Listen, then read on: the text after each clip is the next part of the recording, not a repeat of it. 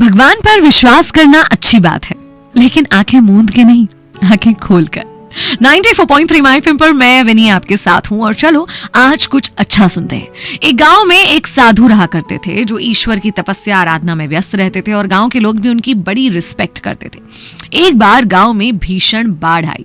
सब लोगों ने गांव को छोड़कर बाहर निकलना ही उचित समझा, लेकिन साधु जी एक पेड़ के नीचे बैठकर अपनी तपस्या कर रहे थे। ग्रामीणों ने साधु से कहा कि आपको भी इस जगह को अब छोड़ देना चाहिए। तो उन्होंने कहा नहीं, तुम लोग जाओ, मुझे तो मेरा भगवान बचा लेगा। अब गांव वाले वहां से चले गए। थोड़ी देर बाद जब बाढ़ बढ़ गई और पानी साधु की कमर तक आ गया, तब एक नाविक आया नाव लेकर। उसने कहा कि साधु महाराज चलिए मेरे साथ, यहाँ ज्यादा देर रुकना अब उचित नहीं है। तो उन्होंने कहा नहीं, मुझे तुम्हारी जरूरत नहीं है, मुझे मेरा भगवान बचाएगा। क्या करता नाविक, चला गया वहां से। बाढ़ धीरे धीरे प्रचंड होने लगी और साधु महात्मा पेड़ के ऊपर चढ़ना उन्होंने उचित समझा। पेड़ के ऊपर बैठकर तपस्या कर रहे थे। तब अचानक से गड़गड़ाहट की आवाज आई। एक हेलीकॉप्टर आया। हेलीकॉप्टर में से रस्सी लटकाते हुए बचाव दल ने कहा कि आ जाओ, हम तुम्हें बचाने आए हैं। तो उन्होंने कहा नहीं, मुझे तुम्हारी जरूरत नहीं है, मुझे मेरा भगवान बचाएगा, मुझे भगवान पर पूरा भरोसा है। बाढ़ बहुत बढ़ गई, पेड़ टूट गया, साधु महात्मा की डूबने से मृत्यु हो गई।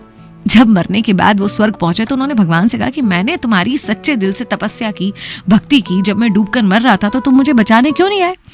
तो भगवान ने कहा आया था, और एक नहीं 3 बार आया था। पहले ग्रामीणों के रूप में, फिर नाविक के रूप में और फिर हेलीकॉप्टर के बचाव दल के रूप में। लेकिन तुम ही थे जो मुझे पहचान नहीं पाए। यार लाइफ में कई बार ये जो अपॉर्चुनिटीज होती है ना, हमारे सामने से निकल जाती है और हम उन्हें पहचान नहीं पाते क्योंकि हम कुछ और इमेजिन करके बैठे होते हैं। पता नहीं साधु क्या इमेजिन करा था कि शायद मुकुटधारी भगवान के वस्त्रों में अपने हाथ से प्रकाश देते हुए भगवान आएंगे और बोलेंगे आओ वत्स, मैं तुम्हें बचाने आया हूँ। ऐसा नहीं होता।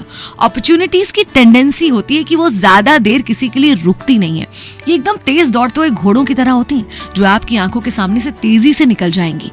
अगर आप उन्हें पहचान कर उन पर सवार हो गए तो आपको आपकी मंजिल तक पहुंचा देंगी, वरना बाद में पछताने के अलावा कोई ऑप्शन नहीं बचता। तो भगवान पर भरोसा रखिए, लेकिन आंखें खोलकर देखते रहिए कि क्या भगवान ने आपके लिए कोई अपॉर्चुनिटी भेजी है।